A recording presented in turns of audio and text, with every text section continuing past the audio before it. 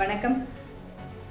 நான் தலித் அரசியலை பற்றி, தலித் கட்சிகளை பற்றி என் எண்ணங்களை, கருத்துக்களை இந்த வீடியோவில் பேச இருக்கிறேன். இந்த வீடியோவை பார்க்கும் உங்களால் நான் பேச இருக்கும் கருத்துக்களை ஏற்றுக்கொள்ள முடிந்தால் ஏற்றுக்கொள்ளுங்கள், இல்லைன்னா கடந்து போங்க. நான் சொல்லக்கூடிய செய்தி எந்த அளவுக்கு உண்மைத்தன்மை இருக்குன்னு பாருங்க. அதை விட்டுட்டு நீ எல்லாம் இதை பேசலாமா, சொல்ற நீ ஏன் செய்யல அப்படின்னு இப்படி பல கேள்விகள் உங்களுக்கு இருக்கலாம். இப்போ இந்த வீடியோவில் நான் பேச இருக்கின்ற இந்த செய்திகள் அனைத்தும் என்னுடைய ஆதங்கம். தலித் அரசியல் என்னவாக இருக்கு, எதிர்காலத்துல என்னவாக இருக்கணும், கடந்த கால அரசியல் என்னவாக இருந்ததுன்னு என்னுடைய வாசிப்புல இருந்தும் எனக்கு ஏற்பட்ட அனுபவத்துல இருந்தும் எதிர்கால தலித் அரசியல் எந்த மாதிரி கொண்டு போகணும் அப்படிங்கிற எதிர்பார்ப்புல இருந்து நான் பேசியிருக்கிறேன். நான் பேசிய கருத்துக்கள் யார் மனதையும் புண்படுத்துவதற்காக அல்ல. ஒருவேளை உங்கள் மனது புண்பட்டால் புண்பட்டு போகட்டும். இந்த வீடியோவில் நான் பேசியிருக்கும் கருத்து யாரோ ஒருவருக்கு புரிந்தால் போதும். ஆகையினால் உங்களுக்கு பிடிக்கவில்லை என்றால் கடந்து செல்லுங்கள். தூற்றுவோர் தூற்றட்டும், போற்றுவோர் போற்றட்டும். யார் பாராட்டினாலும் பாராட்ட மறந்தாலும் என் கடமையாக நினைத்து இச்செய்திகளை சொல்ல நினைக்கிறேன். முதல்ல நாம நம்மளை எப்படி அடையாளப்படுத்தணும் அப்படின்னு இங்கு ஒரு மிகப்பெரிய குழப்பம் இருக்கு.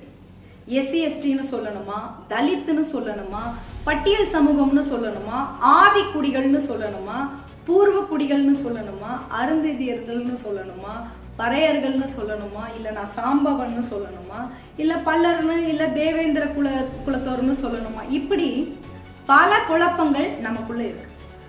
இந்தியா முழுக்க நம்முடைய மக்களை அடையாளப்படுத்த, ஒன்றுபடுத்த தலித், எஸ்சி எஸ்டின்னு பேசும்போது நம்ம சொல்றோம், உடனே தலித்துன்னு சொல்லாத, எஸ்சி எஸ்டின்னு சொல்லாத, எங்களை பறையர்னு சொல்லு, நாங்க சாம்பவ குல வேளாளர்கள், சாம்பவ குலம் அப்படின்னு எங்க முப்பாட்டன் யாருன்னு தெரியும்ல, தெரிஞ்சுக்கிட்டு இப்படிலாம் பேசலாமா அப்படின்னு ஒரு குரூப்.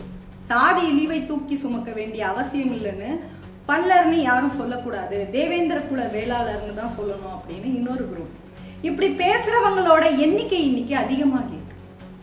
அதுலயும் முகநூல்ல, சமூக வலைதளங்கள்ல இவங்க பண்ற அலப்பறைக்கு அளவே இல்லாம போயிட்டு இருக்கு. இது ஒரு பக்கம் இருக்கட்டும். இன்னைக்கு தமிழ்நாட்டுல தலித் அரசியல் ஓர் அணியில திரண்டு அரசியல் எழுச்சி பெற முடியல. ஏன்னு நம்ம யோசிச்சு இருக்கிறோமா? இல்ல. ஒரு 30 வருஷத்துக்கு முன்னாடி அந்த சூழல் இருந்ததா நான் உணர்ந்து இருக்கிறேன், அதை வாசிச்சும் இருக்கிறேன். குறிப்பா எப்போன்னு பார்த்தோம் அப்படின்னா, பாபா சாஹிப் அம்பேத்கர் அவர்களுடைய நூற்றாண்டை ஒட்டி அந்த எழுச்சி இருந்தது. அந்த நேரத்துல தான் இந்தியா முழுக்க தலித் அரசியல்ல ஒற்றுமை, இந்தியா முழுவதுமான ஒரு ஒற்றுமை இருந்ததை என்னால உணரவும் முடிஞ்சது. அதை வாசிக்கும் போதும் என்னால அதை புரிஞ்சுக்க முடியுது. அதாவது தமிழ்நாட்டை பொறுத்த வரைக்கும், இந்தியாவை பொறுத்த வரைக்கும் ஊருக்கு வெளியில இருக்கக்கூடிய ஒரு சேரி, அவங்கதான் அன்டச்சபிள் பீப்புள், அவ்வளவுதான். அதுதான் பாபா சாஹிப் அம்பேத்கர் வரையறுத்தார். நீ ஒரு சிறுபான்மையினர், தீண்டப்படாதவனாக இருக்கிற உன்னை பெரும்பான்மை இந்துக்கள் நசுக்கிறாங்க. அப்போ நீங்க இந்தியா முழுவதும் ஒரு அணியில திரளணும். அதுக்காக தான் பாபா சாஹிப் அம்பேத்கர் அவர்கள் இந்தியா முழுவதும் யாரெல்லாம் ஜாதியால் பாதிக்கப்பட்டார்களோ, யாரெல்லாம் பொருளாதாரத்தால் வீழ்த்தப்பட்டார்களோ, யாரெல்லாம் ஜாதியால் துன்பப்பட்டார்களோ, ஜாதியால் பண்பாட்டை இழந்திருக்கிறார்களோ, அவர்களை எல்லாம் இந்தியா முழுவதும் பட்டியலிட்டு ஒரு அட்டவணை கீழ் கொண்டு வந்தார். இந்தியா என்ற ஒரு அரசாங்கம் வருவதற்கு முன்னாலே பிரிட்டிஷ் இந்தியாவில நம்முடைய உரிமைகளை எல்லாம் பெற்றுக் கொடுத்தவர் பாபா சாஹிப் அம்பேத்கர் அவர்கள் தான். இந்தியா முழுவதும் காஷ்மீர்ல இருந்து கன்னியாகுமரி வரைக்கும் ஒரே அடையாளம்னா அது ஷெட்யூல் காஸ்ட் மக்கள் தான். அதுதான் நம்முடைய அடையாளம். அதை தாண்டி நமக்கு ஒரு வேற அடையாளம் இல்லைன்னு நான் நினைக்கிறேன். ஆக இந்த அடையாளத்தை வைத்து நாம ஒருங்கிணைந்து அரசியல் எழுச்சி பெறணும். நமக்கு கிடைத்த உரிமைகளை நாம இழந்துடக்கூடாதுன்னு ஒரு வடிவம் கொடுத்து நமக்கு எல்லாம் அரசியல் வழிகாட்டிட்டு போனாரு பாபா சாஹிப் அம்பேத்கர் அவர்கள். பாபா சாஹிப் அம்பேத்கர் அவர்களுடைய அரசியல் வடிவங்களை, அவருடைய சித்தாந்தங்களை, சிந்தனைகளை, அவருடைய கருத்துக்களை எல்லாம் நம்முடைய தலைவர்கள் உள்வாங்கி கொண்டுதான் அவருடைய அரசியலை முன்னெடுத்து போனாங்க. பாபா சாஹிப் அம்பேத்கருடைய நூற்றாண்டு விழாவை ஒட்டி இந்தியா முழுவதும் ஒரு தலித் எழுச்சி பெருக்கெடுத்து ஓடியதை யாராலும் மறுக்க முடியாது. ஒவ்வொருத்தருக்கும் அவர் பெற்றுக் கொடுத்த இடஒதுக்கீட்டுனால படிச்சு பொருளாதாரம் ரீதியா வளர வளர அடுத்த கட்ட தலைமுறை பாபா சாஹிப் அம்பேத்கர் அவர்கள் விட்டு சென்ற அந்த தேரை அழகா கொண்டு போகணும்னு நினைச்சாங்க. அதன் விளைவுதான் சனாதனத்தை ஊற்றுக்கணும்னு சொல்லப்படுற உத்தரப்பிரதேசத்துல மாண்யவர் காஞ்சிராம் அவர்கள் ஆட்சியை பிடிக்கிற அளவுக்கு அங்க எழுச்சி உருவாச்சு, அதிகாரத்தையும் கைப்பற்றினாங்க. அந்த நேரத்துல தான் பாபா சாஹிப் அம்பேத்கர் அவர்கள் பிறந்த மாநிலத்துல கூட காங்கிரஸ் ஒரு தலித் முதலமைச்சரா வர முடிஞ்சது. காங்கிரஸ்ல அது வரைக்கும் ஒரு தலித் முதலமைச்சர் வர முடியல. அதனுடைய எழுச்சி தமிழ்நாட்டிலும் எதிரொலிக்கும்னு எல்லோரும் எதிர்பார்க்கும். ஆனா தமிழ்நாட்டுல தலித்துகள் ஓர் அணியில திரள முடியல. அந்த எழுச்சி தமிழ்நாட்டுல நடந்திருந்தா ஒருவேளை தலித் அரசியல் அடுத்த கட்டத்தை நோக்கி போயிருக்கும். அதற்கான வாய்ப்பு இல்லாம இன்னைக்கு இருக்கு. என்ன ஆச்சுன்னா, இடஒதுக்கீட்டால படிச்சு முன்னேறின சிலர் கொஞ்சம் பணம் வந்த பிறகு சுயசாதி அரசியலை முன்னெடுக்க ஆரம்பிச்சுட்டாங்க. பட்டியலில் இருக்கிற எல்லா சமூகங்களும் சுயசாதி பேச ஆரம்பிச்சிட்டாங்க. சாதி இந்துக்களை போல ஆதிக்க சாதிகளை போல நாமளும் ஜாதி பெருமை பேச ஆரம்பிச்சோம். எப்படி தேவர்கள் சுயசாதி பேசுறாங்களோ, கவுண்டர்கள் சுயசாதி பேசுறாங்களோ, வன்னியர்கள் நாங்க பெரிய ஜாதின்னு பேசுறாங்களோ, அந்த மாதிரியான ஒரு மனநோய் பட்டியல் சமூகத்துக்கும் பிடிச்சிருக்குன்னு சொன்னா மாற்றம் கிடையாது. பறையர்னு பேசுறாங்க, சாம்பவ குலம்னு பேசுறீங்க, தேவேந்திர குல வேளாறுன்னு ஒரு சிலர் பேசுறீங்க, அருந்ததியர்கள் நாங்க பெரிய ஜாதின்னு பேசுறாங்க. எனக்கு ஒன்றும் புரியல. 30-40 வருஷத்துக்கு முன்னாடி நம்மளோட நிலைமை என்ன? நாம பொருளாதாரத்தால வீழ்த்தப்பட்டிருக்கிறோம், கல்வியால வீழ்த்தப்பட்டிருந்தோம், நிலத்தால வீழ்த்தப்பட்டிருந்தோம், எதுவுமே இல்லாம தான் இருந்தோம். பாபா சாஹிப் அம்பேத்கர் அவர்கள் குறைஞ்சபட்சம் நமக்கு ஓட்டுரிமையை, வாழ்வாதார உரிமையை, அடிப்படை கல்வி உரிமையை பெற்றுக் கொடுத்ததின் விளைவாதான் இன்னைக்கு கொஞ்சம் நஞ்சம் நம்ம முன்னேறின உடனே நம்ம ஆளுங்க என்ன பேசுறாங்க? சுயசாதியை வைத்து அரசியல் பேசுறாங்க. சுயசாதி அரசியல் பேசுறதுனால என்ன நடக்கும்? நாம அரசியலை எழுச்சி பெறவே முடியாது. உதாரணத்துக்கு பல ஜாதிகள் இருக்கு. குறிப்பா இப்ப தேவர்கள் அப்படிங்கிறது புதுசா உருவாக்கப்பட்ட ஒரு ஜாதியின் அடையாளம். ஏன் தேவர்னு அவங்க உருவாக்கிட்டாங்கன்னு நம்ம என்னைக்காவது யோசிச்சு பார்த்திருப்போமா? தேவர்ல கல்லர் இருக்காங்க, மறவர்கள் இருக்காங்க, அகமுடையார்கள் இருக்காங்க, வாண்டையார்கள் இருக்காங்க, இப்படி பல ஜாதிகள் இருக்காங்க. ஏன் தனித்தனியா அவங்கள அடையாளப்படுத்திக்கல முடியாது? அவங்களால ஏன் முடியல? ஏன்னா தேவரங்கிறது தான் அவங்களுக்கு ஒரு பெரும்பான்மை அரசியலை பெற்றுத்தரும்னு நினைக்கிறாங்க. தேவரங்கிறது தான் அவங்களுக்கு ஒரு அரசியல் பெரும்பான்மையை பெற்றுத்தரும். இதே போல கவுண்டர்கள்லயும் பல ஜாதிகள் இருக்காங்க, வன்னியர்கள்லயும் பல ஜாதிகள் இருக்கிறாங்க. வன்னியர்னா வெறும் வன்னியர்கள் மட்டும் கிடையாது, அதுல படையாட்சி இருக்கிறாங்க, பள்ளி இருக்கிறாங்க, இப்படி பல ஜாதிகள் இருக்கு.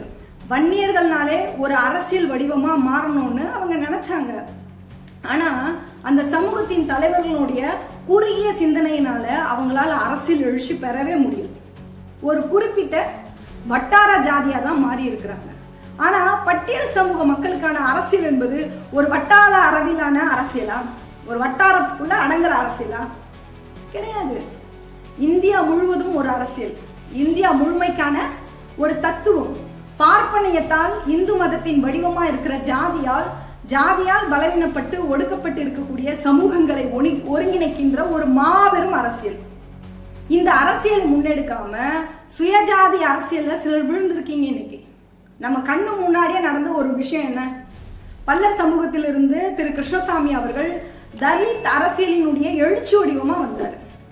அவர் வரும்பொழுது எல்லா பட்டியலின மக்களும் அவர் பின்னால போனாங்க. இது தமிழ்நாட்டில் நடந்த வரலாறு.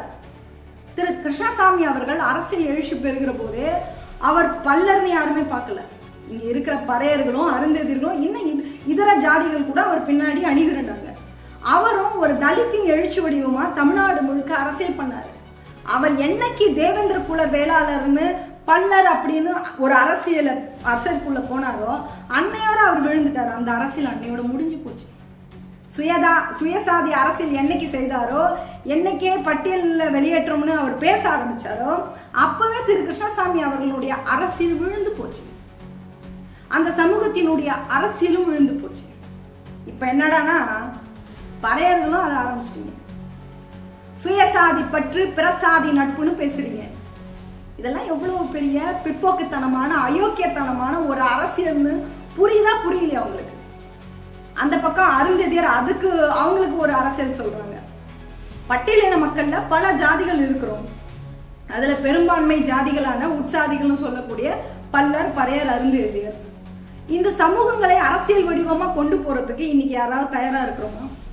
தமிழ்நாட்டை பொறுத்த வரைக்கும் பண்டிதர் அயோத்திதாசர், தாத்தா ரெட்டைமலை சீனிவாசன், இப்படி பல தலைவர்கள் இருந்தாங்க தான், யாரும் இல்லைன்னு சொல்லல, அதை மறுக்கவும் செய்யல. ஆனா பாபா சாஹிப் அம்பேத்கர் அவர்களை நாம ஏன் ஒரு ஐகானா எடுத்துக்கிட்டோம்னு என்னைக்காவது யோசிச்சிருக்கீங்களா? அவரை ஏன் எந்த சித்தாந்தமும் அசைச்சு கூட பார்க்க முடியல, அவரை தொட கூட முடியல? ஏன்னா அவர்தான் இந்தியா முழுமையும் இந்த பட்டியலின மக்களை ஒருங்கிணைத்து அவங்களுக்கு ஒரு இன்ஃப்ராஸ்ட்ரக்சரை உருவாக்கி கொடுத்தாரு, அவங்களுக்கான அரசியலை உருவாக்கி அவர்களுக்கான உரிமைகளை பெற்றுக் கொடுத்து ஒரு பாதுகாப்பை இந்த சமூகத்தில் ஏற்படுத்தி கொடுத்தார். நான் சமீபத்தில் திரு ஆ ராசா அவர்களுடைய ஒரு பேச்சை கேட்டேன். அந்த பேச்சில் அவர் என்ன சொல்றாருன்னா, திரு கருணாநிதி அவர்கள்கிட்ட நீங்க ஏன் தலித்துனுங்கிற வார்த்தையை பயன்படுத்த மாட்டீங்க அப்படின்னு கேட்டிருக்காங்க. அதுக்கு திரு கருணாநிதி அவர்கள் சொன்னாராமா, தலித்துன்னு சொன்னா ஒரு பெரும்பான்மை ஒற்றுமை வட இந்தியாவில் வருது, அதை இல்லைன்னு நான் மறுக்கல. எதற்காக தமிழ்நாட்டில் தொல்குடிகள், ஆதி தமிழர்கள், ஆதி திராவிடர்கள் அப்படின்னு இருக்கும்போது நாம ஏன் தலித்துன்னு சொல்லணும்? தொல்குடிகள், ஆதி தமிழர்கள், ஆதி திராவிடர்கள்னு நம்ம சொல்றதுனால எனக்கு பெருமையா இருக்கு, அதனாலதான் நான் தலித்துன்னு சொல்லல, நான் அதை தவிர்க்கிறேன் அப்படின்னு திரு கருணாநிதி சொன்னதா ஆராசா மேடையில சொல்றாரு. அதே கருணாநிதி தான் 2G வழக்குல தன் மகள் திருமதி கனிமொழி சிறைக்கு செல்லக்கூடாது, தண்டனை கிடைத்து விடக்கூடாது என்பதற்காக ராசா அவர்களின் சாதியை சிம்பத்தியா உருவாக்கினார். இந்தியா முழுமையும் தலித்துகள் ஒன்று கூட வேண்டும் என்பதற்காக ராசாவை தலித்துன்னு அடையாளப்படுத்தினார். அப்போ திரு கருணாநிதிகள் தொல்குடிகள், ஆதி தமிழர்கள், ஆதி திராவிடர்கள் ஏன் அவர் அடையாளப்படுத்தல? ஏன்னா தனக்கு தேவையான போது இந்த மக்களை தலித்துன்னு அடையாளப்படுத்தி தான் பயனடையணும்னு அவர் நினைச்சாரு. இந்த சமூகம் ஒற்றுமை அடைந்து விடக்கூடாதுன்னு அவர் நினைச்சிருக்கிறார். திரு ராசா அவர்கள் பேசின பேச்சை கேட்ட போது தலித்துகளை பிரித்து ஆள்றதுல சிறுபான்மை ஜாதிகள் அவங்க வேலையை சிறப்பா செய்யணும்னு செய்யறாங்க அப்படிங்கிறத நான் புரிஞ்சுக்கிறேன். தான் அதிகாரத்துக்கு வருவதற்காக சிறுபான்மை ஜாதிகள் இது போன்ற ஈயம் பூசுற வேலையெல்லாம் எப்போதும் செய்யணும் என்பதற்கு திரு கருணாநிதியினுடைய பேச்சு ஒரு உதாரணமா இருக்கு. இடஒதுக்கீடு எல்லா மக்களுக்கும் தேவைதான், அருந்ததிய மக்களுக்கும் தனி இடஒதுக்கீடு தேவைதான், அதுல எந்த மாற்று கருத்தும் கிடையாது. அருந்ததிய மக்கள் பாதிக்கப்பட்டா இன்னும் கூட அந்த மக்களுக்கு அதிகப்படுத்தி கொடுக்கணும் இடஒதுக்கீடு. ஆனா இந்த இடஒதுக்கீட்டுனால அரசியல் இருக்கு. தனி இடஒதுக்கீடு அந்த மக்களுக்கு கொடுத்திருந்தா இந்த பிரச்சனை இன்னைக்கு வந்திருக்காது.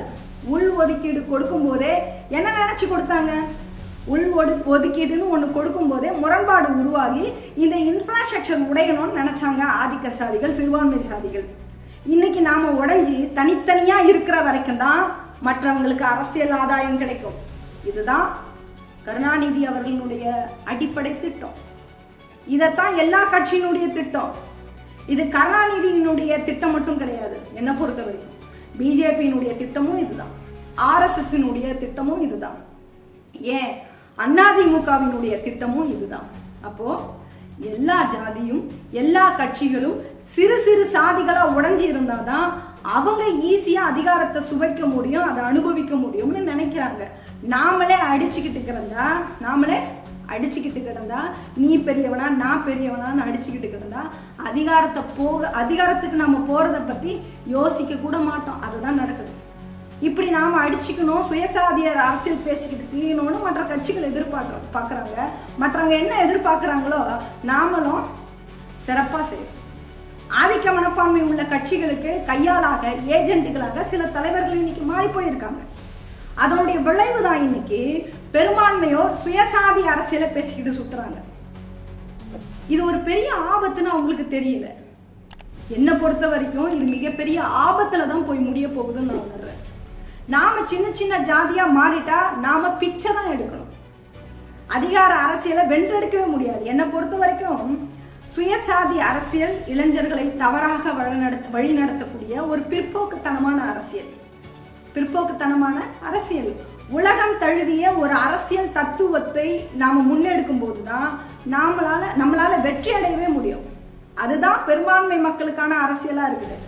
அதுதான் அந்த அரசியல் தான் நமக்கு வெற்றி பெற்று தரும், அதிகாரத்தை பெற்று தரும். அதிகாரத்தை பெற்றால் தான் நம்முடைய உரிமைகளை பாதுகாக்க முடியும்.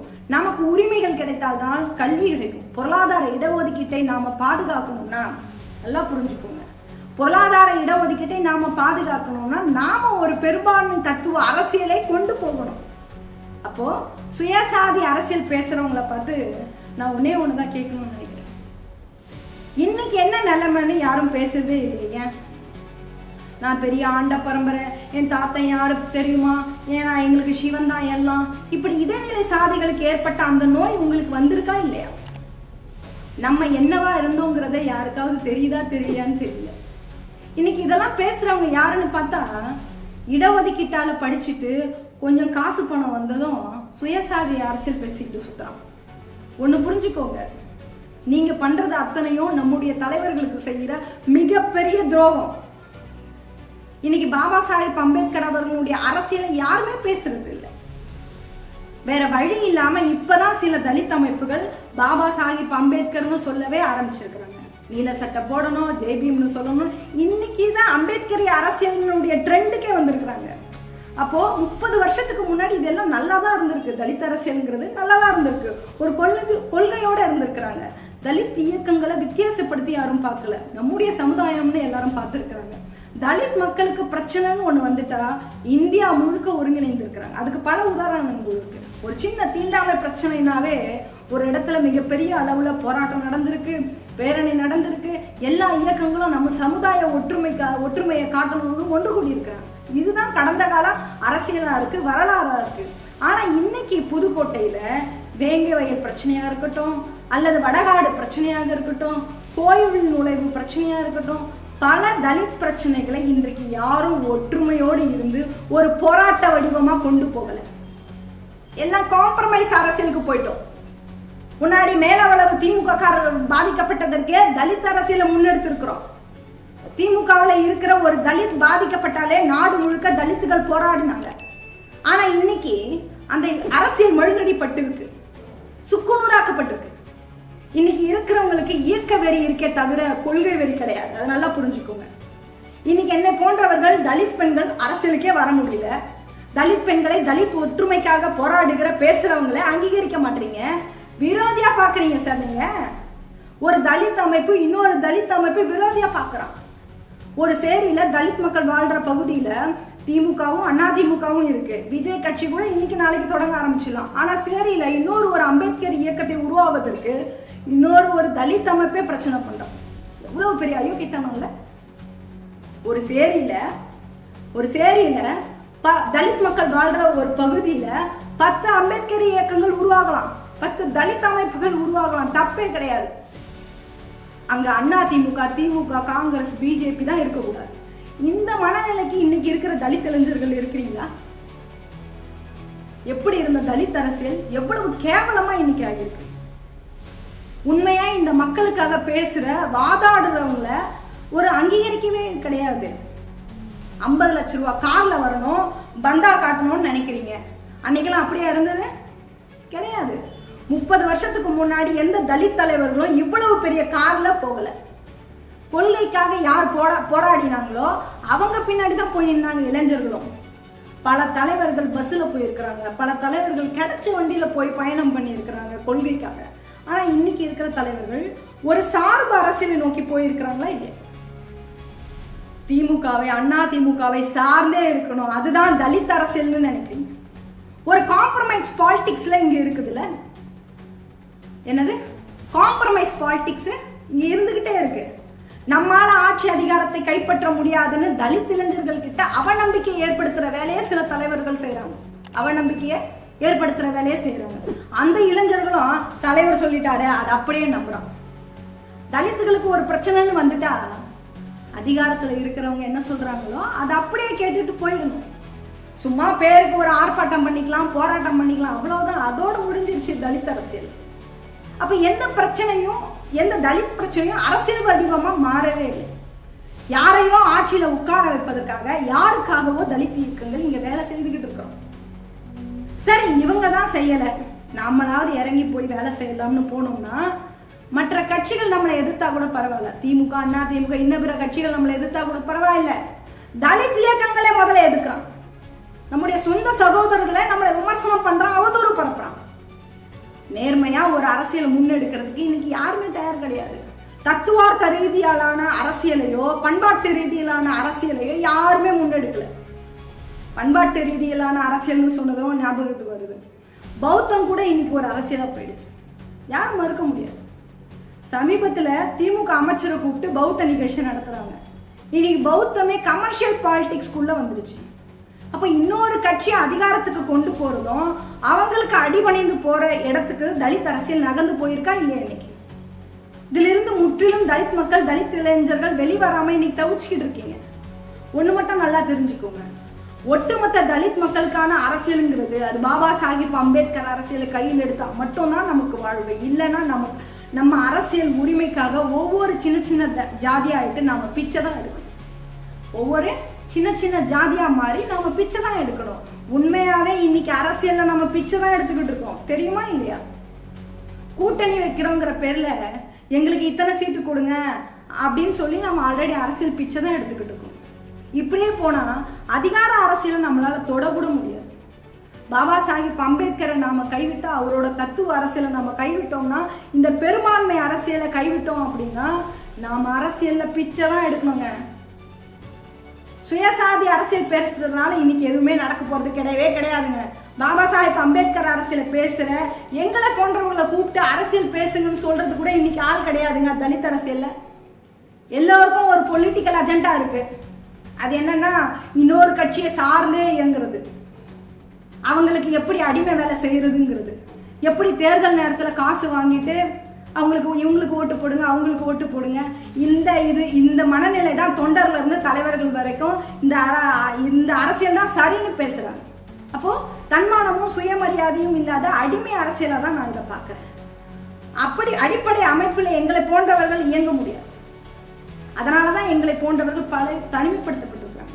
பிற அரசியல் கட்சிகளை சார்ந்து நாம இருக்கணும்னு எல்லாரும் நினைக்கிறாங்க. இவங்களுக்கு ஓட்டு போடுங்க, அவங்களுக்கு ஓட்டு போடுங்கன்னு நாங்க சொல்லணும்னு இவங்க எல்லாம் நினைக்கிறாங்க. ஒரு பொது புத்தியா இன்னைக்கு உருவாகிடுச்சு. சார்ந்து வாழணும், சார்ந்து அரசியல் செய்யணுங்கிற ஒரு பொது புத்தி இங்க உருவாகி இருக்கு. இவ்வளவு ஏங்க இந்த வீடியோவை முழுசா பார்த்தவங்க கூட கமெண்ட்ல யாருக்கு ஓட்டு போடணும்னு சொல்லிட்டு போங்க, நக்கல் அடிச்சுட்டு போகக்கூடிய கூட்டமா இருக்கு. நமக்கு ஓட்டு போடுறதுக்கு வேலை செய்யணும், நமக்கு ஓட்டு போடுறதுக்கு வேலை செய்யணும். அதை விட்டுட்டு இன்னொருத்தருக்கு ஓட்டு போடுங்கன்னு நம்ம சொல்லக்கூடாது. நாம சொல்றதுல இருக்கிற உண்மைத்தன்மையை உணர்றது கிடையாது. இதுதான் அரசியல்னு நம்மளே நம்ப வைக்கிறாங்க. ஏதோ ஒரு தேர்தல் வந்துட்டா திமுகவோ அண்ணா திமுக ஏதோ ஒரு கட்சிக்கு, இப்ப 3வது விஜய் கட்சிக்கு யாருக்கோ ஒருத்தருக்கு ஆதரவு தெரிவிக்கணும்னு நினைக்கிறாங்க. கூட்டணி வேணான்னு நாங்க சொல்லலைங்க. கூட்டணி வேணான்னு ஒருவேளை நாங்க சொன்னா கூட அரசியல்ல தனிச்சு போயிடுவீங்கன்னு இளைஞர்களை பயமுறுத்துறது, நாமளே குறைச்சி மதிப்பிடுறதா உங்களுக்கு தோணலையா? உடனே இவங்க கூட்டணி வேணான்னு சொல்றாங்க அப்படின்னு ஆரம்பிச்சிடக்கூடாது. கமெண்ட்ல வந்து நாமளும் கூட்டணி வேணும்னு தாங்க சொல்லலாம், வேணும்னு தான் சொல்றோம். அந்த கூட்டணி முறையான அதிகாரம் பெறுவதற்கான கூட்டணியா அப்படிங்கிற கேள்வியை தான் கேட்கணும். நம்முடைய பிரச்சனைகளை தீர்க்கக்கூடிய அளவுக்கு நமக்கு அதிகார வலிமை அந்த கூட்டணியில இருக்கா? கிடையாது. கூட்டணியில இருக்கிற தலித் கட்சிகளை ஆளுகின்றவர்கள் எவ்வளவு அவமானப்படுத்தினாலும் நான் சனாதனத்தை வேறு இருக்க நாங்க கூட்டணியில இருப்போம்னு சொல்றது சுயமரியாதை அரசியலான்னு அப்படிதான் கேட்கணும். ஆட்சி அதிகாரத்துல பங்கு கேளுங்கன்னு சொன்னா கூட்டணியை உடைக்க பாக்குறீங்கன்னு எங்க மேலேயே அவதூறு பரப்புறீங்க, நம்ம மேலே திருப்பிக்கிறது. அப்படியே தலித்துகளுக்கு எந்த பிரச்சனை வந்தாலும் போராட்டம் பண்ணணும். தலித்துகள் கூட்டணியில இருக்கிற கட்சி ஆளுங்கட்சியா இருந்தாலும் சரி, அவங்க இல்லைனாலும் சரி, ஆர்ப்பாட்டம் பண்ணணும், போராட்டம் பண்ணணும். இன்னைக்கும் கொடியேற்ற முடியாத சூழல் தானே இருக்குது பல மாவட்டங்கள்ல. இப்படியான சூழல்கள் இருக்கிறது எதுக்கு இந்த கூட்டணி, எதுக்கு இந்த அரசியல்? அதிமுக கூட்டணி ஆட்சிக்கு வந்தாலும் இதே நிலைமை தான், திமுக கூட்டணி ஆட்சிக்கு வந்தாலும் இதே நிலைமை தான் தலித்துகளுக்கு. அப்ப மாற்று அரசியல்னு ஒண்ணு இல்லவே இல்லை, மக்களுக்கான அரசியல்னு ஒண்ணு இல்லவே இல்லை. இதனாலதான் இன்னைக்கு என்ன பண்றோம்னா, மாற்று அரசியல் இல்லாதனாலதான் முகநூல்ல பல சமூக வலைதளங்கள்ல இன்னைக்கு சுயசாதி அரசியலை பேசிக்கிட்டு பிற்போக்குத்தனமா சுத்திக்கிட்டு இருக்கு. பாபா சாஹிப் அம்பேத்கரையே வடநாட்டவர்ங்கிற மனநிலையில 10 பேர் பேசுறாங்க. அப்படி பாபா சாஹிப்பை பற்றி பேசினா அடிமையா தான் இருக்கணும். நீ நல்லா புரிஞ்சுக்கோ. மொழி அரசியலா இருக்கட்டும், இன அரசியலா இருக்கட்டும், சுயசாதி அரசியலா இருக்கட்டும், எதுவா வேணா இருக்கட்டும், நீ ஒரு அடிமை அரசியலை தான் முன்னெடுக்க முடியும். பாபா சாஹிப் அம்பேத்கர் அரசியல் தான் ஒரு பெரும்பான்மை அரசியல், அதுதான் நமக்கான விடுதலைக்கான அரசியல். இதை நாம முன்னெடுக்காம நம்முடைய உரிமைகளை, நம்முடைய அரசியல் எழுச்சியை ஒரு காலமே பெற முடியாது. நல்லா கவனிச்சு பாருங்க. பாபா சாஹிப் அம்பேத்கருடைய பிறந்த நாளுக்கும் அவருடைய நினைவு நாளுக்கும் மாநாடுகளை நிகழ்த்தி மக்கள் மத்தியில ஒரு எழுச்சியை கொண்டு வர எந்த அமைப்புகளும் முன்வரல. ஆனா தேர்தல் நேரங்கள்ல தங்களுடைய வலிமையை ஆட்சி அதிகாரத்தில் இருப்பவங்களுக்கு நிரூபிக்கணுங்கிறதுக்காக மாத்தி மாத்தி மாநாடுகளை போடுறாங்க. பாபா சாஹேப் அம்பேத்கர் பிறந்த நாள் நினைவு நாளை சும்மா ஒரு பொதுக்கூட்டம் மாதிரி போடுறாங்க. தமிழ்நாட்டில் ஒரு அரசியல் மாநாடா இது வரைக்கும் நடக்கலைங்க. இப்போ சமீபமாக நடக்கல. அரசியல் மாநாடா வட இந்தியாவில் நடந்ததெல்லாம் ஒரு காஞ்சிராம் ஆட்சி காலத்தில். அதனால தான் அவங்க ஆட்சியை பிடிச்சாங்க. ஆனால் இன்னைக்கு அதுவும் நடக்கல. அது வேற கதை. பாபா சாஹேப் அம்பேத்கர் பிறந்த நாள்னாவே ஒரு அரசியல் மாநாடு நடத்தணும், பல லட்சம் பேர் கூடணும், அனைத்து தலித் மக்களும் தங்கள் உரிமைகளை பேசணும் அந்த மாநாடுகளை. அதுதான் நம்முடைய விடுதலைக்கு, இந்த மக்களுக்கான ஒரு சரியான அரசியலா இருக்கும்னு நினைக்கிறேன். இனி வரும் காலத்துல நாம எல்லாம் ஒற்றுமையா இருந்து தன்மான சுயமரியாதை அரசியலை பாபா சாஹேப் அம்பேத்கருடைய பிறந்த நாளில் நினைவு நாளில் மக்களை அணிதிரட்டுவதற்கு பணியாற்றணும். பாபா சாஹேப் அம்பேத்கர் அவர்களின் தத்துவ அரசியலே அனைத்து மக்களுக்குமான விடுதலையை பெற்றுத்தரும் என்பது என்னுடைய ஆழ்ந்த நம்பிக்கை. ஜெய்.